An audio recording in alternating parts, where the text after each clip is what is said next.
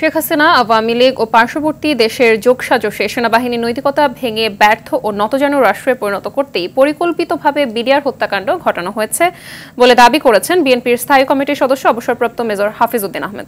দুপুরে রাজধানীর গুলশানে বিএনপি চেয়ারপারসনের রাজনৈতিক কার্যালয়ে সংবাদ সম্মেলনে পুনর্তদন্তের মাধ্যমে এই হত্যাকাণ্ডের সুষ্ঠু বিচারের দাবি জানান তিনি। এছাড়া এই হত্যাকাণ্ডের বিচার চাওয়ায় চাকরিচ্যুত সেনা কর্মকর্তাদেরও চাকরিতে পুনর্বহালের দাবি করেন তিনি। জাহিদ রহমানের সহায়তায় রিপোর্ট করছেন খান আলামিন। সর্বাধুনিক প্রযুক্তি ও সেরা মানের উপাদানে তৈরি আরএফএল চেয়ার, ক্ষমতার নয় সমতার চেয়ার। 2009 সালের 25 ও 26 ফেব্রুয়ারি ঢাকার পিলখানায় বিডিআর সদর দপ্তরে দেশের ইতিহাসে নারকীয় হত্যাকাণ্ডে বাহিনীটিতে কর্মরত 57 জন সেনা কর্মকর্তা সহ মোট 74 জন নিহত হন।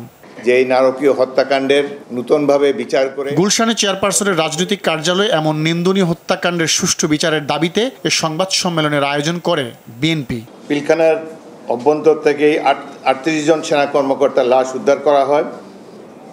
নির্মোহ এবং উন্মুক্ত তদন্ত হলে এই সংখ্যা আরও বৃদ্ধি পেতে পারে। কৌশলে সেনাবাহিনী সহ দেশকে পরনির্ভরশীল করতেই আওয়ামী লীগ সরকার ঠান্ডা মাথায় এমন নৃশংস হত্যাকাণ্ড ঘটিয়েছে বলে অভিযোগ করে বিএনপি। দেশপ্রেমিক সেনাবাহিনীর মেরুদণ্ড ও নৈতিক বল ভেঙে দেওয়ার জন্য বাংলাদেশকে একটি ব্যর্থ, অকার্যকর, নতজানু রাষ্ট্রে পরিণত করার জন্যই এই হত্যাকাণ্ড সংগঠিত করা হয়েছিল।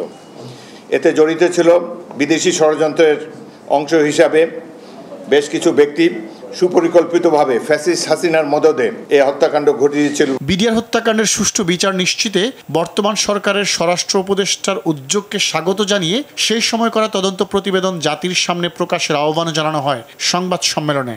জেনারেল জাহাঙ্গীর নিজে যে তদন্ত কমিটির প্রধান ছিলেন, যেটি প্রকাশ করা যায়নি, তিনি এটি পূর্ণাঙ্গ রূপে আবার প্রকাশ করবেন, যাতে করে এই হত্যাকাণ্ডের পূর্বাপর সকল সংশ্লিষ্ট ঘটনাগুলোর সাথে উপর আলোকপাত করা হবে। এদিকে জাতীয় প্রেস ক্লাবের সামনে অবস্থান কর্মসূচিতে গণহত্যায় স্বৈরাচার শেখ হাসিনা ও তার দোসরদের ফিরিয়ে এনে বিচারের দাবি জানান বিএনপি চেয়ারপারসনের উপদেষ্টা জয়নুল আবদিন ফারুক। কেন এখনো এই ষড়যন্ত্রকারীদেরকে আইনের আওতায় আনা হচ্ছে? খান আলামিন, RTV, ঢাকা।